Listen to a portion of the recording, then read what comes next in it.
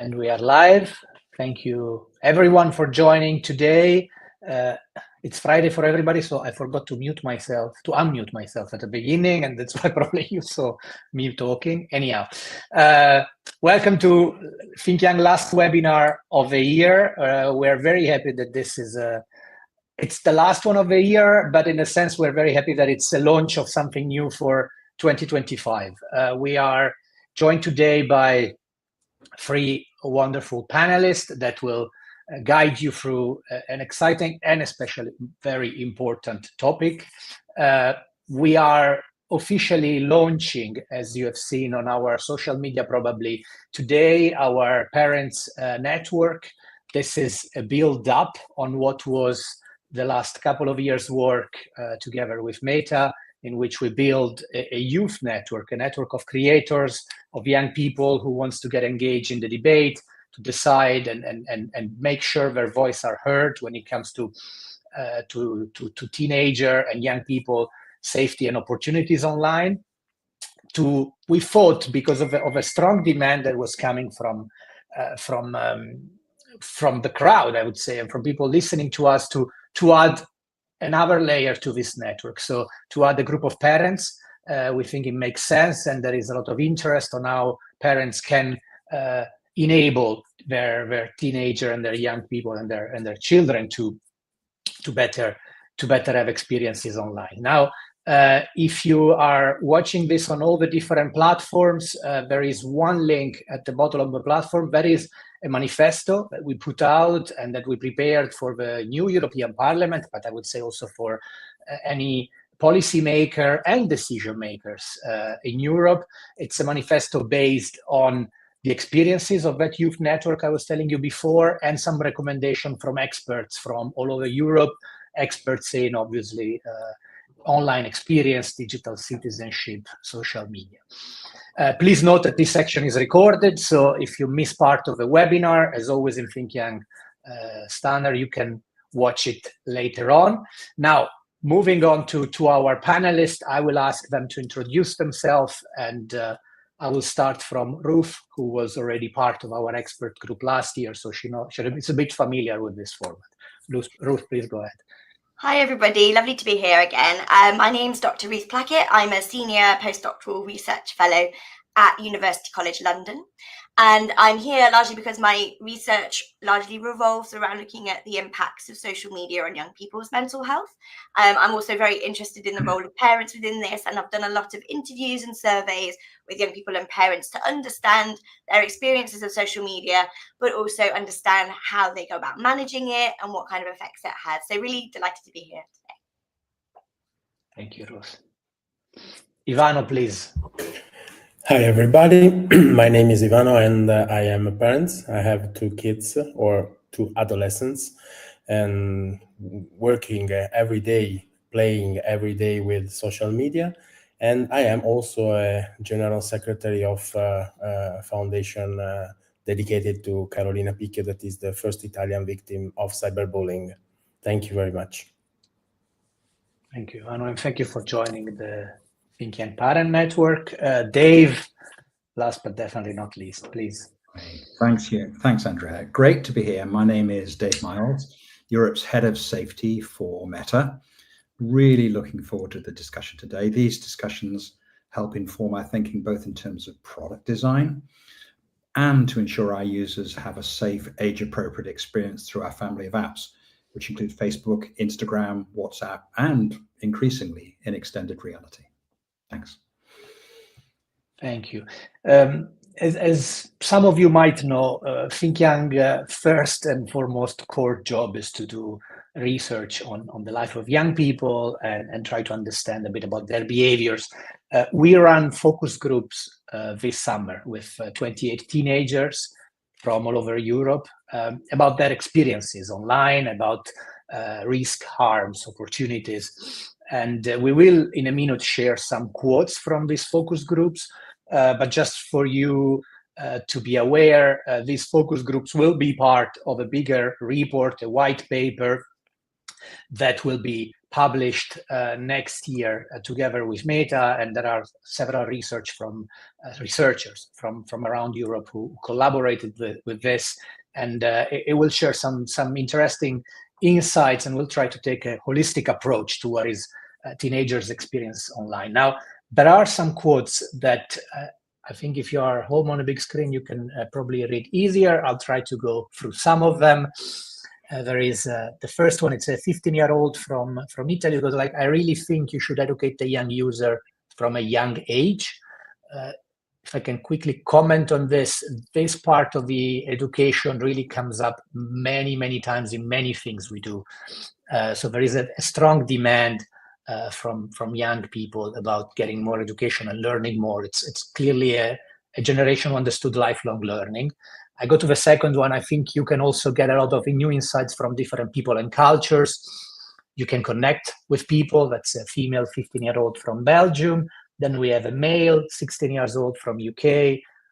It can really affect your mental health, another big topic for young people. And if you go about seeing idealized people living their perfect lives, then you're going to feel like your life is sort of inferior, and it really could add to a lot of anxiety and depression that you may have. If we can move to the next one. I start from the last one, which is easier to read for me. I think a big thing that can be done is allowing young people in the room for conversation with governments around this topic. This is a 20-year-old from Ireland, non-binary, another female 16-year-old from Cyprus. Perhaps having a more sophisticated method of identification online could help. And I'm sure Dave probably later will share something about it, something we might have also read on the news. For example, if someone claims to be a 14-year-old girl, maybe they could have their picture taken to prove their age before creating an account, ensuring they aren't a 40-year-old man pretending to be someone else. The last one, female 20-year-old Ireland, when parents are more open-minded about the problems, and here we link to the Parents Network, I guess, when are more open-minded about the problems that are online, children are more open to going to them with problems. Parents' understanding about online safety directly affects how safe a child is online. I didn't read this last one before, but it really connects with a lot of studies we've done on what to do first and what to teach your children. First thing, I would say, make sure they understand that they can trust their guardian at large, whether it's a parent or a teacher.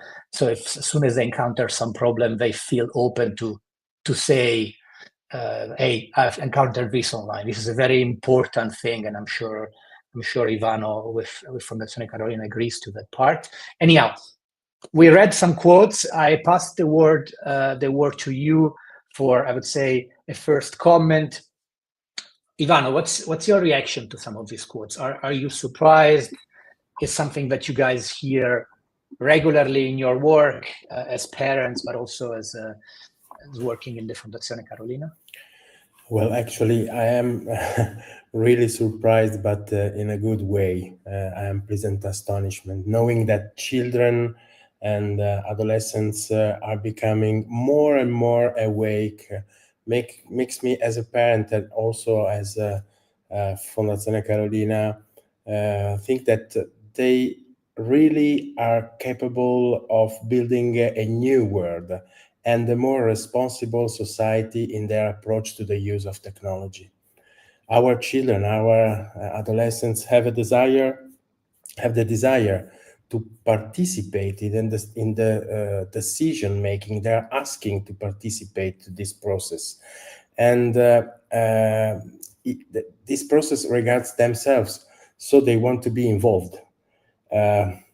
I believe that have the desire to be able to sit down with adults to discuss things. They also have the big desire to be heard, not just to listen what the adults wants for them, prepare for them.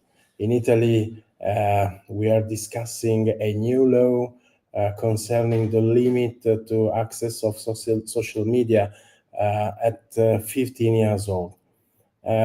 We propose everyday laws, but we didn't listen to the real desire and to the real feelings of these adolescents. So I'm really happy about that. I'm really, really, really proud of these guys that participate and that shares these quotes, these thoughts. So let's go on. It's really important, this work. Thank you very much, Ivano. And I'm very happy about a few things you said. I'll pick up on them a bit later. Ruth, as a researcher, have you come across research that shows the impact of parental supervision on children, on teenager, online safety, of course? And what do you think can help parents? So if there are many parents that are listening to us also, what would be the message you like to bring to them from a research point of view? So I think it's important for everyone to understand we're trying to bring this from a research and academic point of view. It's not just our opinion. Please, Ruth. Yeah, no, absolutely. But I think what's really encouraging is your focus groups picked up on a lot of the stuff that is out there in the literature already, in the research evidence base that we have. Although I would say the evidence base isn't particularly large, I would like to see more research done on this area, to be honest. But from what we can see, there have been quite a few studies that have looked at the effects of different kinds of predictors of kind of managing problematic internet use. And the biggest predictor, the thing that seems to be the most effective at kind of managing problematic use or compulsive internet use, is having a good relationship with your positive relationship with the parent, enabling that open communication. So allowing them to feel that they can come to them with problems, which really picks up on that quote, doesn't it, that was in there about parenting, so they've really picked up on that. And I think that is the biggest thing you can do. And I did look at some research as well from the Pew Research Centre, who do massive surveys around a lot of digital use, and they also found that non-technical solutions to managing social media use are the most popular by parents by a long way.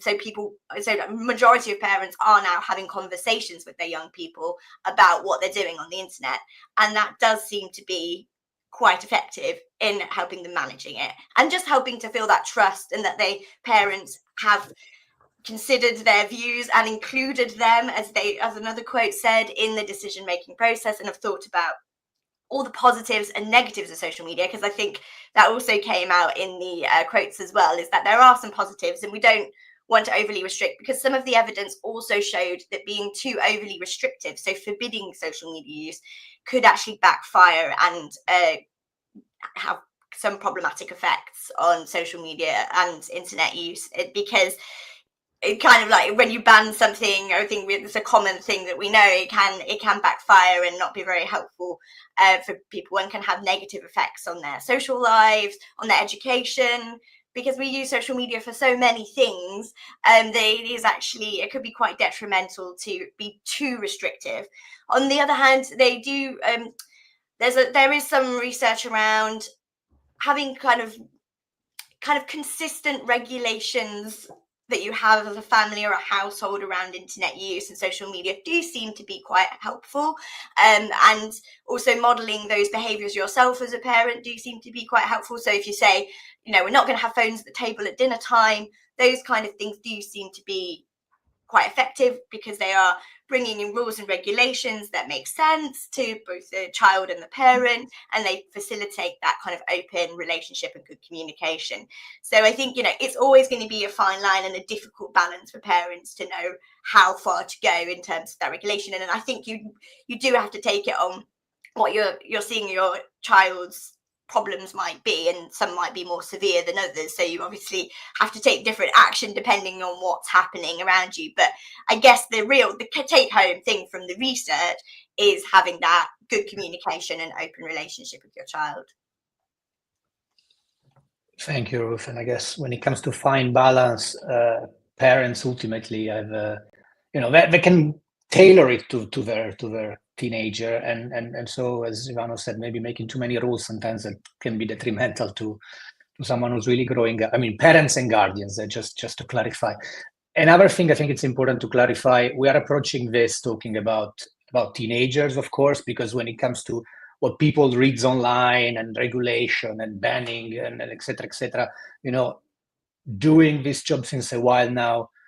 Children, infants, teenagers, young adults, young professional.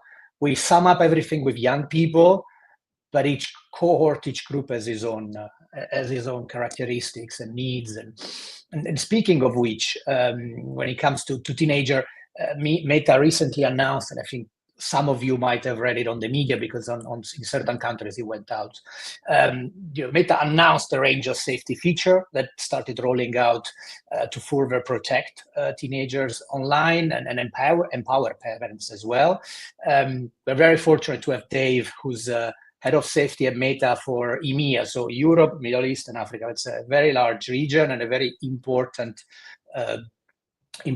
role. And for us that have been working with Meta since a while, we see the importance that Dave has in the organization. So our priority this is for Meta itself. But Dave, could you please maybe share firsthand from you what are these features and how they will make a difference? Great, thanks, Andrea. And just reflecting Ruth and Ivano's comments, I think those quotes are really representative of what young people think in this area and their relationship with parents, which is constantly evolving all the time. So it's great to see that. And a point that I always make is we really have to listen to not only parents but children in all their age groups and take that on board. So thank you for that. And yes, Andrea, on September the 17th, we began the global rollout of Instagram teen accounts.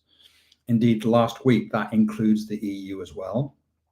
And it's a new experience guided by parents. And teen accounts have built-in protections. So this will limit who can contact teens and the content they see. Teens under 16 won't be able to change any of these settings to be less strict without getting the parents' consent. So this is a really big change. We're talking about tens of millions of Instagram users being migrated into this new format. So I think it's pretty bold of us, but it's based really on a lot of evidence and research and talking to young people and parents.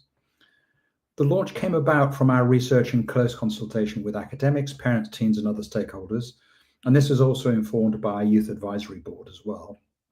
And what emerged was that unwanted contact was the top concern amongst parents, followed by unwanted content and screen time. Those were the three preoccupations that parents had around this issue. So Instagram Teen Accounts addresses all three of those parental concerns whilst giving teens better support with built-in appropriate protections by default.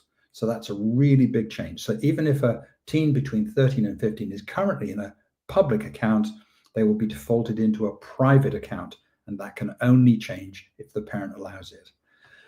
And I have to say the feedback from parents, teens, and our safety partners has been incredibly positive. One point I always stress, because I just deeply believe in the fact that young people have a right to access this technology and need the agency and choices and be able to have the tools to make the right choices, is that the child opts the parent into the parental supervision arrangement. And that's really important. And I'll talk a little bit later about our best interest of the child framework and how we're trying to factor that into the design of our products. But I hope that's a useful overview of teen accounts. Thank you very much, Dave. And thank you, first of all, for implementing this. Because as a father, mine are still young, but it's good to see that things are happening. And second, for summing it up so briefly and spot on, so that everybody understands. Sometimes, the experience with some, let's say, IT company, if I can call it like this, the largest, that whenever these features are implemented, they become super complicated to understand. And you really, I think, sum it up briefly and in a very good way.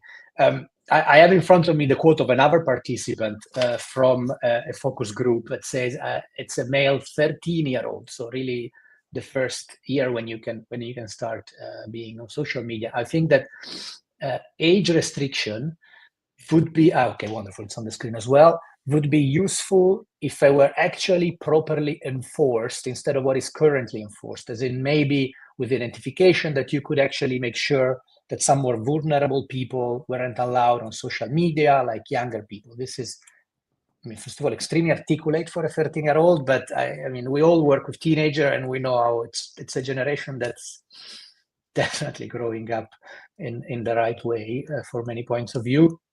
In this respect, how do you think that the safety feature reflect Meta's commitment to online safety, particularly for families? And in what ways do you think that a feature like an age verification could be or will help parents and teen and without infringing their privacy as well? Yeah, well, it's a great question. And, I often think, and we often underestimate it when we speak to young people, just how strong an opinion they have around things. I mean, that's a 13-year-old. And so that really, to me, reflects the fact that these young people have immersed digital lives and they think very thoughtfully about, their experiences, and they have quite strong opinions on that. And we really do have to listen to that. And so in terms of age verification, we take a pretty robust multi-layered approach, and we use things like age estimation, for example, with selfie videos and things like that, but take a really multi-layered approach to age verification. I think the problem that many technology companies have is there's a patchwork of different laws without clear age verification standards, not just in the EU, but elsewhere. And that makes it very difficult for parents and indeed children to have a consistent experience.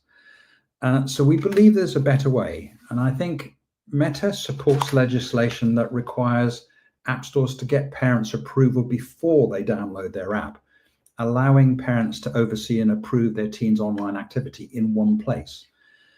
And legislation, we believe, should require app stores to verify age and provide apps and developers with that information. Parents already provide this information when they purchase a teen's phone and set up a teen's account. And by sharing it with apps and app stores helps ensure that teens are placed in age-appropriate supervised experiences. So I suppose really what we're saying is we need a simple, privacy protective solution like this and a common set of standards. What we see is countries, and indeed in the US, many states, implementing different types of laws. And we do feel that there needs to be just much more harmonization in terms of legislation. And I think Europe, which has a fantastic reputation in terms of regulatory leadership, has an opportunity here, I think, to create a common European standard around issues like age verification and parental consent. I think in the end, first and foremost, we're a technology company, but we're only part of that solution. We need civil society, and we need governments in particular, supported by the evidence base, to make the right decisions for society. And that's not for us to decide, but we need standards to do that. We're great at building technology, but we need the guardrails to be able to do that properly and with people's consent. I think that's really important. But it's a great question. Thanks. No, thank you. And I think in your answer, you kind of anticipated something about what we're trying to do, in the sense that each one should be expert on his own domain. And as you said, you're a technology company, so you're expert at building technological product. But then there is a need for other actors around the table and experts around the table. And this is why we decided to add to our youth network, creators network, an expert network, a parent network, such as the one where Ivano is involved. And so my question, following up is exactly for Ivano, in the sense that there are many complex issues. But can you share a bit about a project or a campaign that you've been working on to promote online safety? As an expert, what has been your expertise there, and what impact did this have so far, so that people who might not have known what you do and other organizations like yours do really realize that sometimes there are organizations that are involved in this, that they are expert in this, that they take responsibility for this, and the fact that you take responsibility takes also, I would say, make sure that there are different actors around the table, and so that it's not just the technological company who also have to become expert in online safety and children and all the problems that are in the world. So if you can tell us a couple of learnings as well of this work that you've been doing. Yeah, thank you. As you said, it's not only a technological problem, it's a cultural problem question.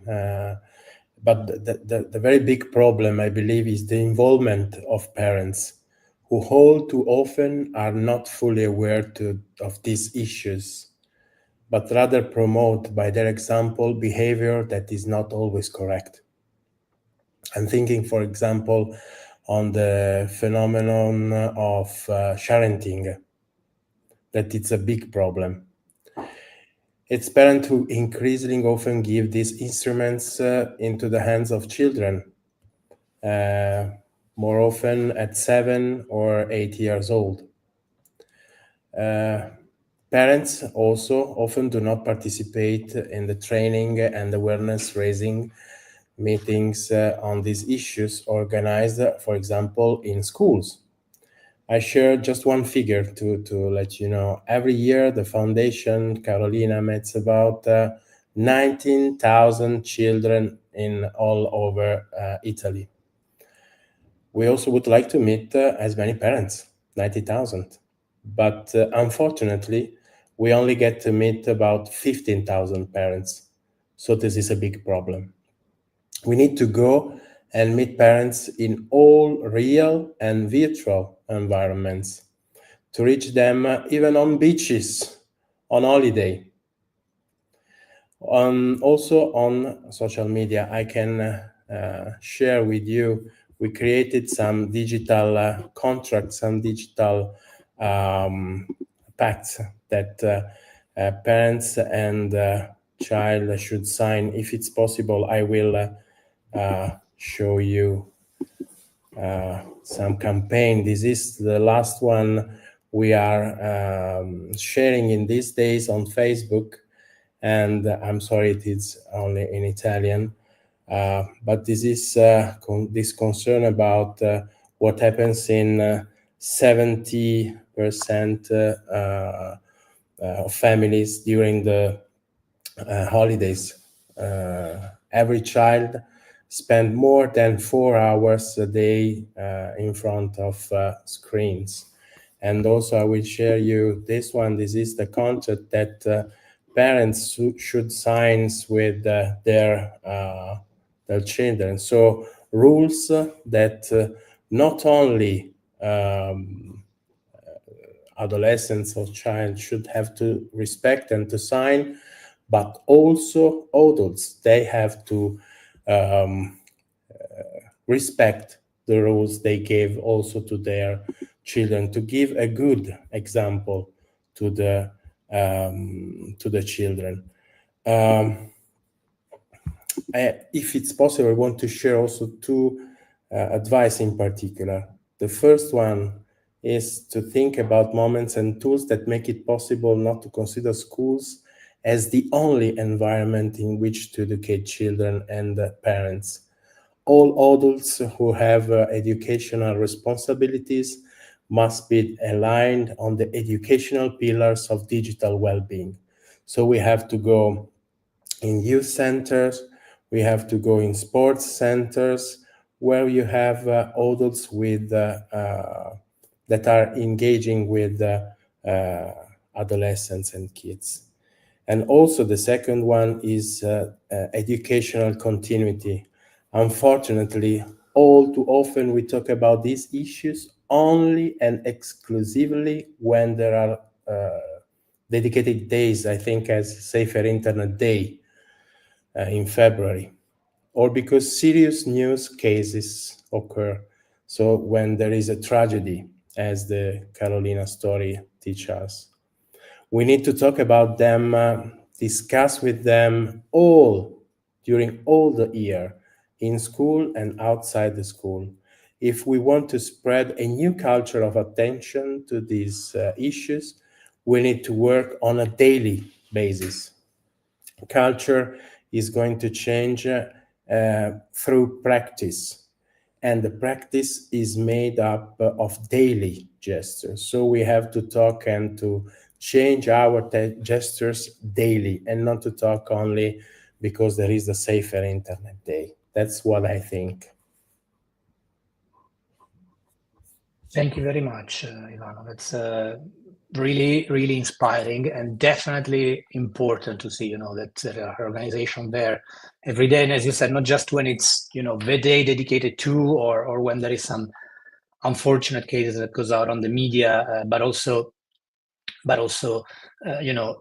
every single day of the year. I just wanted to follow up to this with Ruth.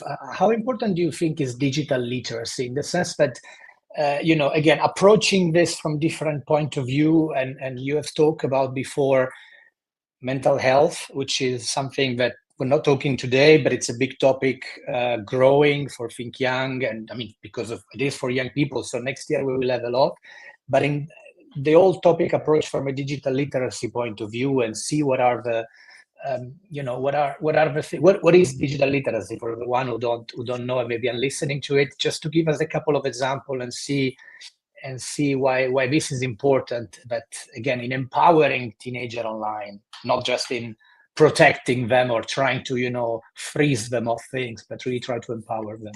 Thank you.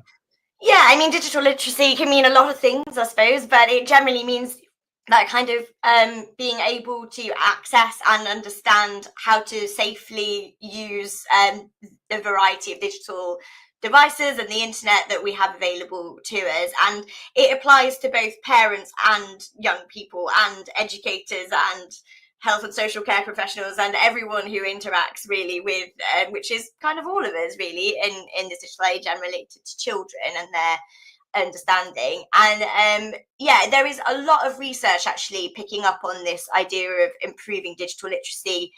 And I think, as Ivano says, doing it from, sustained and more consistent training in this, particularly a lot of it's focused on younger children. So trying to get people from a younger age understanding how to manage their internet use, how to use the settings in their devices to manage it, to make it a more pleasurable experience for them, how to seek help when there are issues, how do you raise concerns.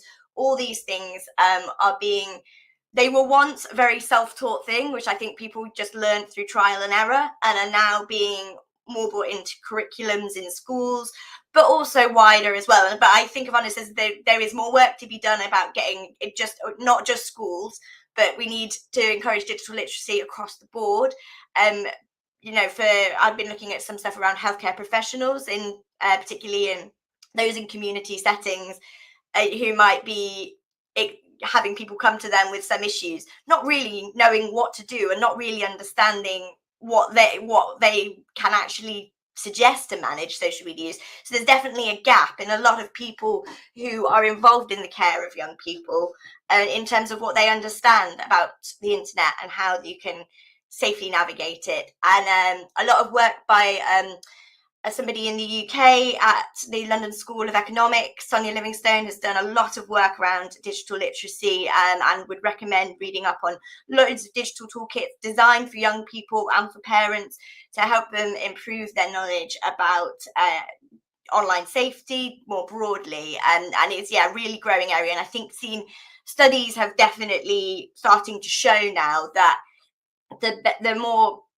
kind of confident children and parents feel with internet use, the less likely they are to experience online harassment and poor well-being, and better outcomes kind of across the board really. So I think it's it's something to really encourage people to get more involved in. Thank you very much. And speaking on to getting more involved in, we have been working, with you specifically in our Feed Our Future campaign that started again a couple of years ago, year and a half ago. We are now launching and taking the next step for next year, building this parents network with Ivano. Again, the two other networks, the young people network and the expert network, will stay there. So we're adding another piece to the puzzle. And again, we're doing all this thanks to the support and I would say the motivation as well that Meta had in involving us and make sure that we can bring the voice of young people to them, that we can bring the voice of parents to them and the voice of experts to them. So the Feed Our Future campaign is continuing, and we're launching the Parents Network. Dave, can you tell us a bit about why for you as an organization is important that there are this kind of initiative? Why do you look for them, and why do you listen to them? I think the Parents Network development is really important. I think the first thing to say is, when you look at what I just described about Instagram Teens accounts, we factored in the fact that we wanted to sort of create almost teachable moments. So by default setting the 13 and 15s and then allowing that change only to be allowed the child, allowed that to be changed by the child, you're creating a teachable moment. So back to Ivano's point, if they want to make a change, they have to have a conversation with parents. And so it's those kind of moments that are really key. So for example, we have a parental dashboard once that's set up. So if a child blocks or reports something on Instagram, the parent will be notified. They won't know the details of it. But there's a great opportunity when a parent comes back from work and sees that and says, I see you blocked something. Is that something you want to talk about, et cetera, et cetera. You've got to create those moments within the app that allow that kind of conversation. So I think that's really important. I think the other thing too is that we can't make assumptions about the way families function and work.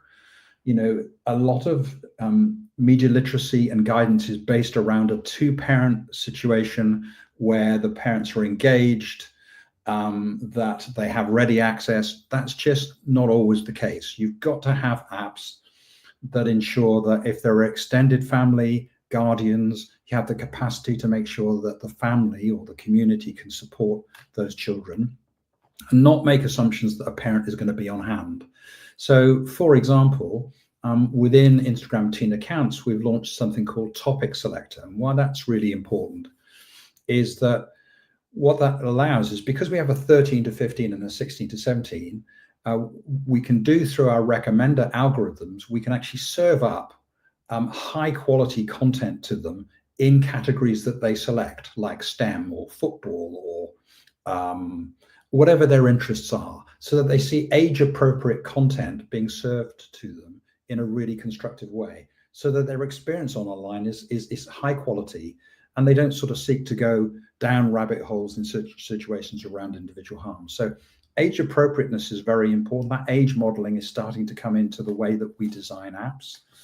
But to do that, you've got to have a very strong evidence base. And I know Ruth mentioned there, Professor Sonia Livingston, who I'm a great admirer of, and there are many other academics like that really need to be listened to. And we work with many of them to try and make sure that they have access to data so that we can talk about what works and what doesn't work, and also reflect the fact that, you know, not all families are normative and not all communities and cultures work in the same way. And I think that's really important too.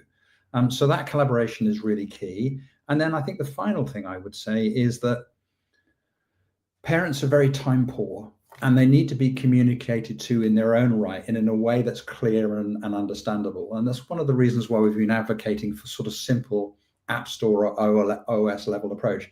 If we could verify once, and that would cover all apps, that's probably as much time as a parent's got. To give you a simple example, in the US, the average number of apps on a US phone for a teen is 44. So how are you going to administer that? A parent doesn't have the time to administer those kind of things. So I think governments, tech companies like ourselves and others need to come together and say, okay, what is a simple way to do this for parents, given that they're always going to be time poor? And so that when they make a decision or they have that discussion with the child, they can simply make a decision about their relationship in terms of a parent and a child that's age appropriate and that is based on the evidence. And I think that's really a clear way forward for us. But it's going to need these kind of conversations to make sure that that feedback is provided. And I think that's why the Parents Network is a really important new addition to the discussion we're having, and to be able to talk to parents as well about their perspectives, but also their worries and concerns. And I think that's really important too. You saw that earlier on about contact and content, and also screen time. If you take screen time, for example, in Instagram, we will now, as an automatic feature, at 60 minutes, the child is prompted to say, you've had an hour, do you really want to carry on? And we're actually curfewing between 10 a.m. and 7 p.m. in the morning so that they get better sleep and they don't receive notifications. And that's a really big change. And that's been informed by experts and guidance, not just from children, but parents as well. Thank you very much. Thank you for explaining it, and thank you for implementing it as well. If I can say a couple of words about our initiative and our Feed Our Future campaign and project, the whole idea, I think, as Ivano said at the very beginning, is a sit down with adults. I think that's a very strong image, and very powerful idea and action. And that's what we've been trying to do when we built this young people network, youth network, creators network, call it as you want to call it. The idea was really make sure they sit down with adults in the last year and a half, not just to have been listening to them, not just to have been doing research focus groups with them, but especially we take them around Europe. We brought them to the European Parliament. We brought them to some business conferences so they could talk to CEOs and C-level of companies. We took them, some of them, to Davos last January so that they could talk to, let's say, policymakers at large, with the idea that Ivano said, to sit down with adults and make sure that young people are firsthand given this possibility.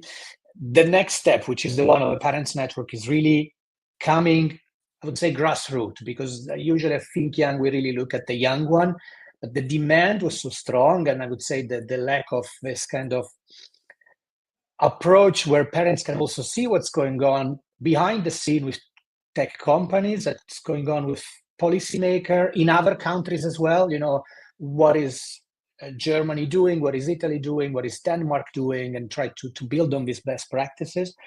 So really the idea would be that in the next year, that in 2025, we have this strong involvement of parents and strong call on parents to have a meaningful work on social media and be very determined to make online spaces, understand the risk, but also the opportunities. Because as Dave said, the beauty here is that you can tailor it. And, we are all different. And there are some teenagers who are not just having different interests, it can be football, can be basketball, can be tennis, but also different level of growing up. Mozart was writing his own operas when he was 21, but we also know that very famous scientists discover very interesting thing in their 60s. And so that it's the same for teenager, and only guardians, parents, the people that are with them can tailor it, and social media gives you this, while previous media didn't allow you to tailor it. So see the opportunity there, I think.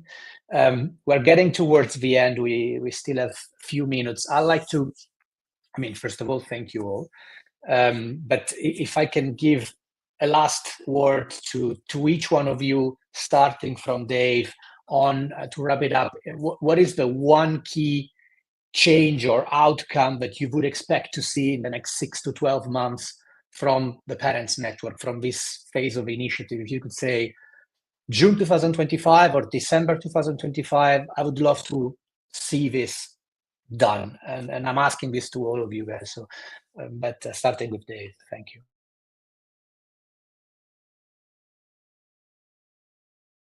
Dave, you're mute. Yeah, this kind of conversation is really important in its own right. I think it's really important that we have the perspectives of experts and academics, of organizations that deal with young people on a day-to-day basis in terms of helplines and support. It's really important that we get that mix of stakeholders into the conversation. Helplines and hotlines, particularly in Europe, we're very lucky to have a lot in Europe. The kind of things that they talk to me about is making sure that content and apps and resources are in the local language, for example. Sounds simple, but it's really, really important. And making sure that parents who are often not that engaged in technology are given the opportunity to do that. And that's really important. So I think the thing I want to see is greater engagement from parents, but also very clear guidance and support for them, given their busy lives. And I think at the end of this year, if we can make a small step forward towards that, along with the apps that I've spoken about today, I think that'll be important. And then last but not least, just a more harmonized approach to the way products and services are designed, not just from a tech perspective, but in terms of legislation and regulation. I think in a year's time, I would love to see, and indeed we're talking to many regulators at the moment, just a more harmonized approach to some of the important things around things like age verification and parental consent, which parents and children in a moment in time can make a simple decision and make a change that allows them to have a really safe, positive experience online. So if we can start to move towards that in the next year, I think that would be really great. And then don't forget, the child of let's say 2015 is now an adult. Every few years, a new cohort of children become adults. So it's really important on that on-ramp that we give young people the great experience in their teens, so that when they become adults and when they become parents, that gap between the older generation and younger generation starts to get a little bit smaller. And I think we're on our way to that already. Thank you very much. And thank you also for stressing and reminding everyone that parents are very busy. So the importance of simplified things, harmonization, one decision rather than 40 apps decision. That's really, that's practical life, because otherwise regulation becomes always very much for a dreaming world. Same question, Ruth. If you fast forward 6 months, 1 year, what would you like the parents network to achieve, or in general in this world that something bad happens that we are able to say we've done that? Yeah, I know. Well, I'd echo everything Dave said as well, but I think such a network is such a great opportunity to get a diverse group of people from across different countries in Europe, to different parents in different situations, to really understand the context, what they're dealing with, what are the real issues, what do they really care about, and what can we really do about it then with policy and with practical measures. And I think it does concern me that some of the policies right now are being influenced by a small groups of people that speak the loudest, but are not necessarily representing parents or young people as a whole. And they don't represent their views or their experiences necessarily. And it causes a lot of division. So I think a network is such a good opportunity to bring all those people together, to get them to know each other, get to know what's going on in other countries, and figure this quite complex situation out a little bit more. And just having that awareness and starting those conversations, I think, will get us further towards getting better policy, better movement in the area to improve things for parents and young people. So I think that's the really key thing that I think will definitely happen with this network. And I think, again, just having that will facilitate some simplified messages for parents, some simplified advice about what to do, about what they can be doing, and really a simplified evidence base as well to help inform policymakers so that they can really push forward with things that parents and young people really care about. Thank you. And I pick up immediately on that last part of a simplified, research, and hopefully the white paper we're gonna present beginning of next year will bring that as well, and we'll have that element as well, so that it's not just some complicated jargon for people difficult to understand, but the voice of youth in a simple, straightforward as young people most of the time are. Ivano, to close on this one, same question. If you fast forward 6 months, 1 year, what for you as a parent, but also for the Fondazione Carolina, what do you think is going to be the wonderful point to achieve? Yeah, very, very, very quickly. I hope in more knowledge, more awareness, more responsibility, and more involvement and participation in the real life of their children for parents. And thanks to this project, also a good network that go outside our country and try to share with all the world, if possible, good practices and a new culture about this issue. Thank you, Ivano. If I can have literally one last sentence on exactly what you said, real life. And real life is never black or white, and this thing shouldn't be approached as teenager versus parents or teenager versus platform. Again, it's an immense opportunity that something like this give us all, and the opportunity of tailoring, the opportunity of reaching it, the opportunity of really nurturing our brain, as you said, knowledge. So we, if someone would ask me, I would say personally, this is what I hope, that in 6 months we shift a bit the mindset into seeing all this as a fantastic opportunity, because it is like technology usually brings us. Thank you very much, everyone. We are for 5 minutes late now, so that's, I would say, still within the realm of a good day. Obviously, we're getting close to the festive season, so Happy holidays to everyone, and I hope you spend some time with your family. In this case, as well, with your kids, and as many of you keep saying, the conversation, the trust, that's very important, and especially in a time when we can probably take a bit of time with them. And we'll see each other back next year with the Parents Network, the Our Feed Our Future campaign, the paper I mentioned, plenty of webinars, events. There's many things. Just have to, I would say, follow Think Young on the different social media, so you get updated and hopefully involved, not just updated. Ideally, you get involved as well. Thank you to the speakers for taking the time. We know that Friday, when offices are closing towards the end, it's always super busy. So it's a special day, and thank you for your time and everyone watching, and stay tuned. Thanks very much.